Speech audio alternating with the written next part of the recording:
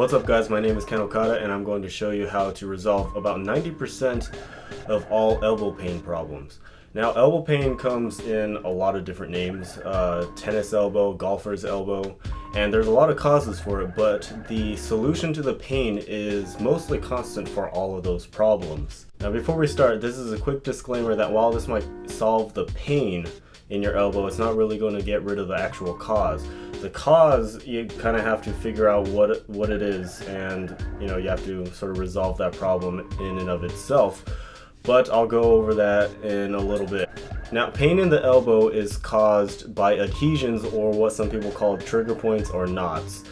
And there are three main areas, and I put X's on those areas so that you could see.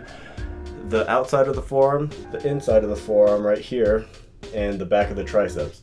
There are much more scientific and technical terms for those areas, but who cares? We're just trying to solve a problem here. As you can see, I have a few diagrams set up right here for you guys to follow if diagrams are your thing. So there are multiple ways that you could resolve these trigger points. The most basic way is to just apply pressure to those points. Now, the way that you find these trigger points, you're going to have to search around on yourself a little bit, but once you find a spot that causes some sort of a good sort of pain, you've basically found it. The tissue feels like there's cords, or it doesn't feel very tender. It feels a little bit hard, like I have to sort of ground something down inside of it. So one way is to just apply pressure and hold it for about 30 seconds to a minute, and that could solve a lot of problems. But there are better alternatives in my opinion.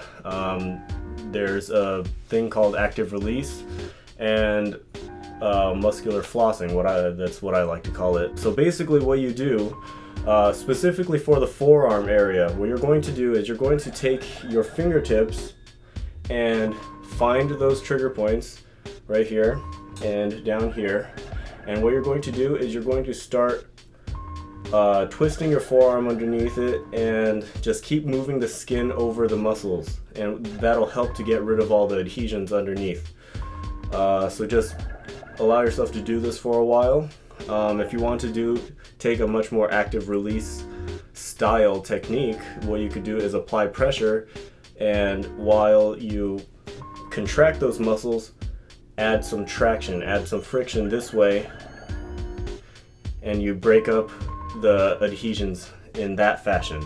Now there are many more alternative methods. What you could do is you could either use a golf ball, a lacrosse ball, a barbell, a foam roller to get the hard to reach areas. Like it's going to be difficult to release the triceps. So let me show you a few of those techniques right now. Alright guys, here we are on my floor. Now I have my golf ball and what I call my foam roller. It's actually a thick piece of PVC pipe. Or if you have voodoo floss bands and you know how to use them, use those. Alright, so for the golf ball, what you are going to do is, if you want to hit this trigger point right here, just set it down on the floor, and you could even do this on your table. You're going to hit that, apply pressure, and just roll around. Just really smash it. Floss it out, get rid of all the adhesions. Now this will also work for your triceps. You're going to have to get really low for this. Really dig in and get that area, because that is one area that is that never gets maintained. Now a big spot. This spot right here, as you can see, that spot is a major trigger point for elbow pain.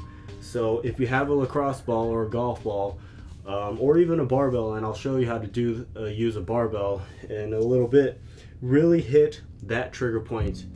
And you could even use a foam roller or a PVC pipe.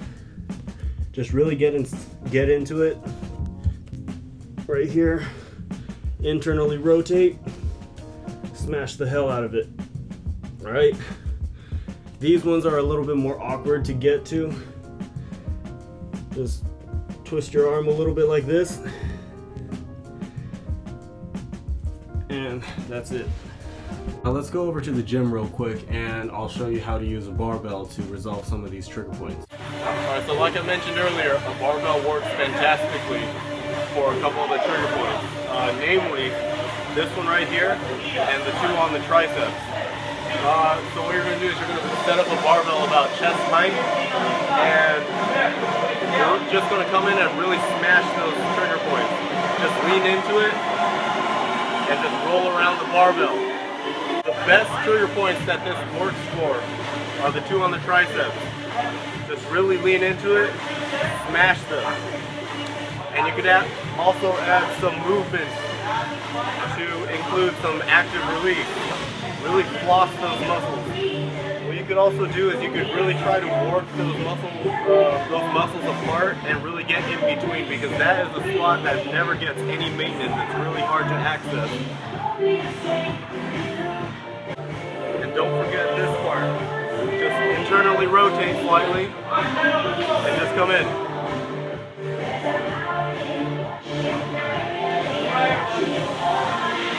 So I want to discuss a little about what might be causing the problem, and there are three criteria: exercises, lifestyle, and mobility. First, exercise. If there's a specific exercise in the gym that causes you a lot of pain and problems, you probably shouldn't be doing it.